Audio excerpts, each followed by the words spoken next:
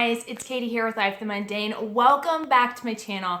Today is a video you guys have been waiting for, you have been asking for, and I have just been trying to wrap up all the little details so I could bring you this video, and I'm so excited that I'm able to do that today. Today, we're gonna be touring my homeschool area. And I say my homeschool area because we don't homeschool in a homeschool room. We don't have a separate homeschool room.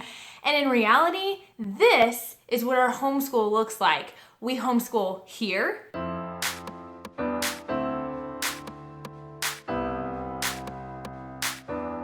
And here.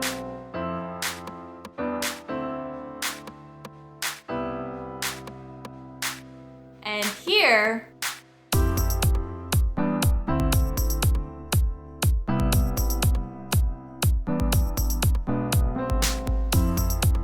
And right here.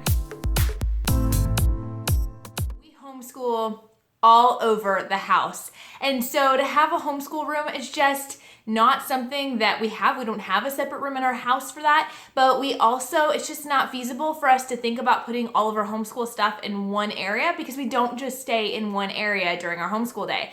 So we have our homeschool stuff sort of all over the house, different stations and setups, and I want to show that to you guys because I think honestly, that's probably the case for most of you. You probably have your homeschool stuff scattered throughout your house, or you at least homeschool throughout your house, and you want to know, how can I keep track of stuff? Where can I put it? Maybe so it looks a little bit nicer if it's in a family area, and how do you organize it? So I'm gonna share with you guys what I do, and hopefully you guys will love it. Let's get started. So I just wanna say up front, real fast, that these are just ideas. This is not like the right way to do it. There are so many ways you could do it. I have tried many ways, and it just takes a little while to find your groove and what works best for your family and your room. But just know that whatever space you have is the amount of space you need. Like, I know it would be wonderful to have gobs and gobs of space for your homeschool stuff, but if God has not given you that and you have a smaller area to work with, that's okay. You can make it work for you. So just be encouraged to look around and think of creative ways you can use a space, and hopefully these will give you some ideas. So first of all, we're gonna start with my rolling cart. We're gonna start in the living room. We're in the living room right now, and that's where we do a lot of schoolwork. We do all of our reading lessons in here. We do Bible, we do our morning basket time, anything like that we do here in the living room. This is kind of command center for all of that. So I'm gonna show you guys how we have this set up. Okay, so this is my chair in my living room where I usually sit to do most of my lessons, and this is my rolling cart. I got this one from Sam's Club last year, so I don't know if you can still get it there or not, but you can get these from IKEA, Target, Michael's, anything like that. So it's just the idea is it's a rolling cart, and I'm going to show you guys a little bit about what that looks like. I put this basket in so I can put our smaller books here. So we have our little children's story Bibles for my younger girls when we're doing Bible. This is our book that we're using for Bible next year. Our history. I have some poems for very young children. I have our Between Us books, if you guys have seen my video on how we spend time each week doing that with our kids. And then I have some other books that I am currently reading. You guys loved this one on Instagram. I can't wait to show you more about it. How to get everything done, homeschool and clean the house and stay sane. Haven't finished yet, but I promise to do a video on that to let you guys know if that book is worth you grabbing because it looks awesome. But anyway, so I have several books like this that I am currently reading, and I like to have here and available when we have our reading time during the day. So little things like that. I have my home planner and my homeschool planner.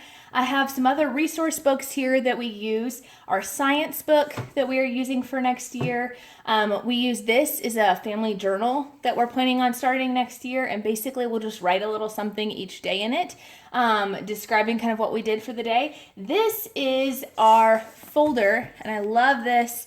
And it goes along with the basket here on the second shelf that I'm getting ready to show you. But it is our folder full of labels and stamps and things like that for our letter writing. We do letter writing each week, and we write to different family members. It's great practice for writing and for spelling. And then this is our history timeline book that we have here as well. So now that brings us down to our second shelf. Okay, so here on our second shelf, we have our hymnals. We got a bunch of these older hymnals from a church that was giving them away. And so we have these and we use these every morning for singing hymns. And then this is our basket full of the rest of our letter writing stuff. We've got paper, we've got envelopes, we've got, our stamp with our address on it. We've got postage. And we've got bookmarks here. My kids love to design bookmarks and mail them out to people. So we've got those fun things here. So you can see here on the side of the cart, and I love the fact that it's on wheels so it can move to whatever room we're in. But we've got some pens here and some basic stuff like that. And then we've got our catechism flashcards that we're gonna be using for Bible. And we've got our sight word flashcards, which we are using. And so in this basket down here is just simply our extra flashcards or other sight word cards we haven't gotten to yet and that we'll continue to add to. We've got some that we're using for my daughter for reading and things like that, but this is where the extra flashcards stay. So I love the fact that we can have all of that right there and it can move around to wherever we need it to be and it's right there and accessible. Another quick thing before we leave the living room and go into our other school area is we have a basket here under our side table, and this is where we keep all of our library books. It's so important that I've learned over the years, at least with having a big family, to always keep your library books in one spot instead of all over the house. And to know exactly where that is so that you're not losing as many books or having late finds. So we keep all of our library books here, and then we have a basket down by our TV where we put any library movies that we've checked out, and that way we know exactly where they are at all times. If there are any specific ones that I really want to pull out to read, maybe I picked up one on a history subject that I want to make sure I cover, a lot of times I'll put it in the top of that cart there and have it there just so I can make sure I get to it.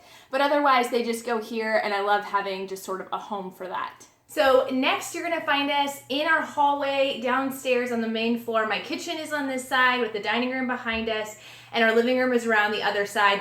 This was a hall closet for coats that my husband redid for me so that I could have a school area to put my stuff. So this is just a closet that my husband has made shelves for. Show you inside and just a little bit of what there is and how we've organized stuff. But this is a great solution. If you don't have a homeschool room or homeschool area, you can turn any closet or space or get a cabinet, a freestanding cabinet, and put your materials in. These are the things we don't need to get to all the time, or at least my kids don't need to get to all the time. I do have my teacher's manuals and things in here, but a lot of this stuff is the stuff we need regularly, so I don't want it packed away, but not every single day. That stuff is out, and I'll show you guys that stuff here in just a second. So the first thing I want to show you is how we got one of these over-the-door organizers for our homeschool closet. And we've got, you can see a variation of crafting supplies and things like that. And then we love to use these pencil pouches for activities and to put that in there. So this is some foam pieces of the Handwriting Without Tears pieces that we've got in there. We've got some flashcards. I've got lacing cards. We've got counting bears and colored cubes, things like that. But these pencil pouches from Walmart are a great solution for storage for you guys. And you can put them in a binder if you don't have a space like this, or put them in a shoebox with a lot of different activities organized. Then you have our closet, and on the top shelf, it's a little cluttered, to be honest, but that's just how it is. We've got our homeschool portfolios. If you guys have seen my video on homeschool portfolios, you know what ours looks like. But we always keep the year behind because I always find stuff after the fact, and then we keep the current homeschool year out so we can add to it as we go. I've got a prize box of just, honestly, it's candy left over from Valentine's Day or parades or whatever that we use sometimes for prizes in school for memorizing Bible verses or other things. Some letter tiles, some stamps, some other learning activities that we've gotten here. And then we come down to this shelf. This is my teacher manuals.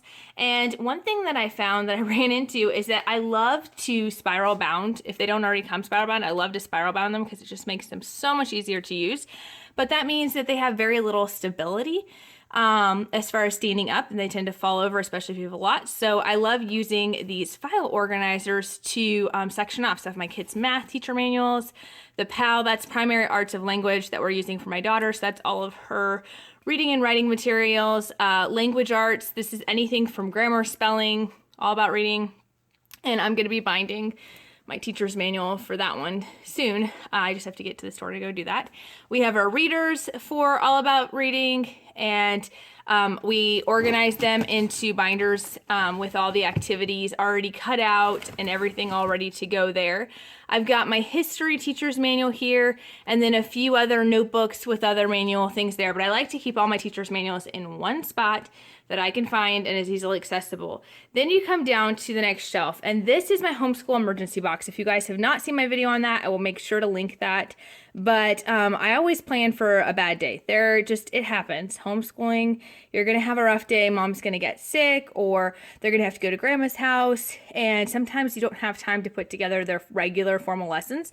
So this is basically just a whole box of learning activities and fun things that you can do on the go with no prep. So they can still have an educational day, and sort of, I call it my homeschool substitute lesson plans, honestly. This basket is all math manipulatives and math activities, which I will kind of show you how we use that later, but I keep all of those together. And then down here, I wanted the lower level shelf to be accessible to my toddlers, so that they could get in and get a puzzle.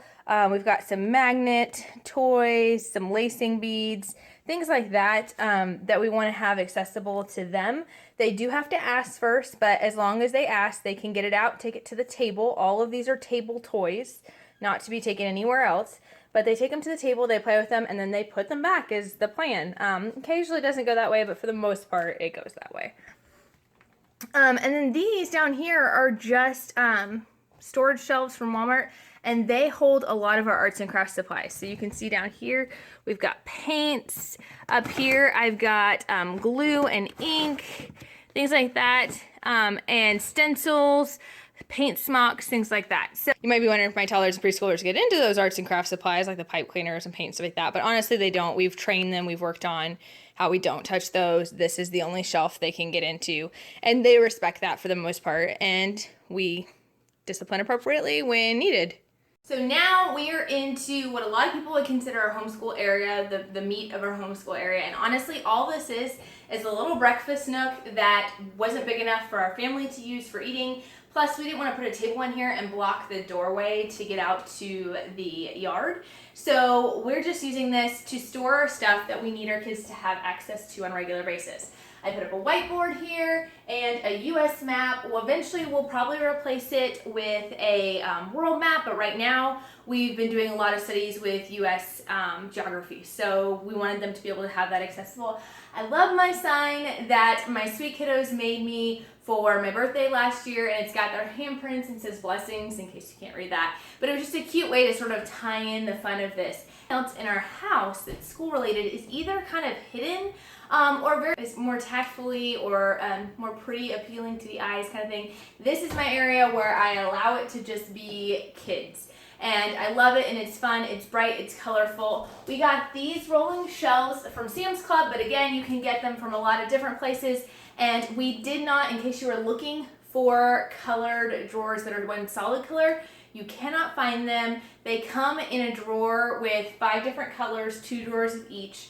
And we just bought them slowly over time so that we could end up with 5 drawers so that we could have all solid of one color. So we did that personally. I just don't want you to be frustrated looking for something similar, but we do color code each one of our kids, and it just makes it so much easier to find their things and not have to label every single thing for them, and they know exactly which one's theirs. So right now, the blue one is my teacher drawer, and then we've got from oldest to youngest a color according to color coordination. Now, if you watched my video last year, I know a lot of you were bothered by the fact that it's not in rainbow color order. I am so sorry, but it's just the colors they chose, and I just go with it, and that's why. But I'm gonna show you guys a little bit about how we have this set up and what it looks like, how we have this stored. Okay, so the first thing is I have this awesome tool turnabout thing that I got from Pampered Chef several years ago. I honestly don't know if they still sell it anymore, but if they don't, it is just, you can get the same kind of concept probably at another store, but it's just on a Lazy Susan, and it's got 3 tiers of containers. And so I have scissors, you know, kid scissors, adult scissors. I keep the markers up here instead of in the kids' drawers just because they tend to make more of a mess. They know they need to ask about this. We've got Expo markers, Sharpies, highlighters, and then these are the extra stash of pencils. They all have pencils in their box as well. And then these, like I said, the blue ones are my teacher drawers. I have an inbox of papers that if I need to grade something, they know they can put that in there and I'll take care of that. And then I have basic supplies, planner and supplies and bill paying supplies, fasteners and rubber bands, staplers and hole punches and my label maker, tape and glue. Always really helpful. I've got Velcro strips and command strips in here. Extra crayons, colored pencils, and then I've got stickers because we use stickers for everything in our house. We have sticker charts for some of their subjects, and we use stickers for the toddlers to play with. So we just have a whole thing of stickers here. And then this is for scrap paper, which I obviously need to refill, but that way the kids can get into that and not get into my nice paper. For the kids' drawers, they're all pretty similar, so I'm just gonna kind of walk you through my son's drawer, and they're pretty much the same.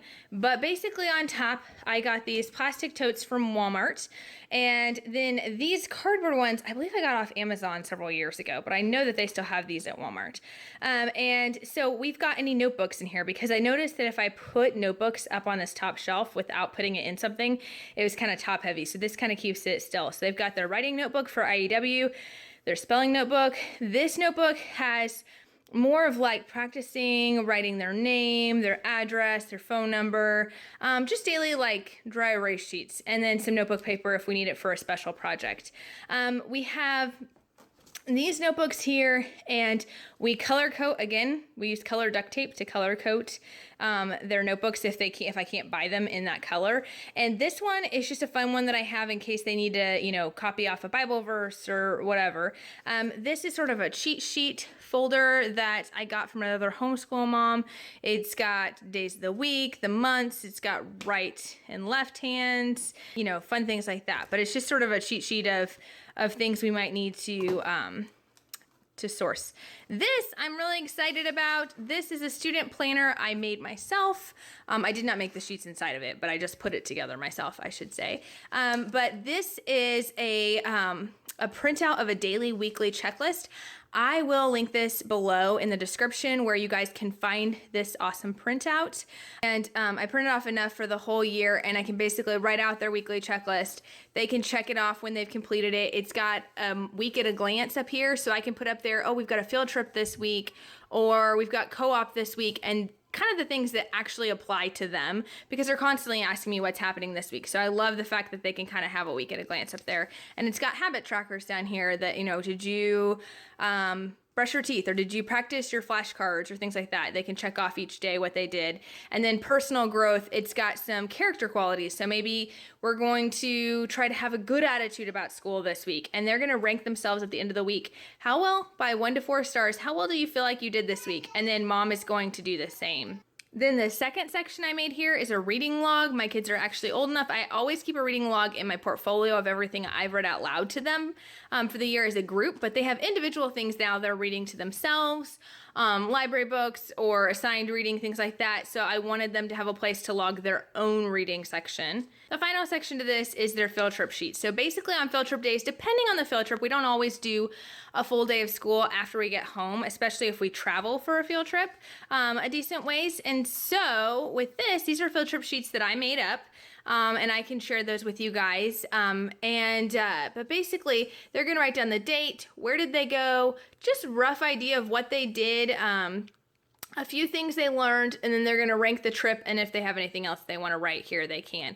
But I want them to fill this out every time we have a field trip, even if that's all they do. It's great writing practice, it's good for memories, and it forces them to think through, what did I actually learn through this experience? And so I've got several of those for the year, and I borrowed my dad's binding machine, but you can do this yourself if you have your own binding machine, or you can oftentimes take it to someplace like Office Depot or FedEx or something. But I like the fact that with these particular bindings, I can open it up and add more pages or take away pages if I need to at the end of the year. So each kid will have that to keep track of their own lesson plans. And then they have a school supply drawer. So they've got a pencil box with some of their supplies, and then the things that don't fit in the supplies, they have a box or a basket here. I haven't fully stocked that yet. This is their Bible. And I've got their Bible book and Bible in here. And with these, you might notice these are actually Velcro. And I make these up on my computer. I just go and I download the picture of the front of the book, or I can take a picture myself of the front of the book. And I put it on here with the thing and laminate it and then just Velcro it on there so I can change it out each year. But this way they know exactly what goes in here. So for math, they're doing teaching textbooks. They don't have a math book, but they have a notebook where they have their scrap paper for writing out their problems. And they have skip counting cards that they use to help them.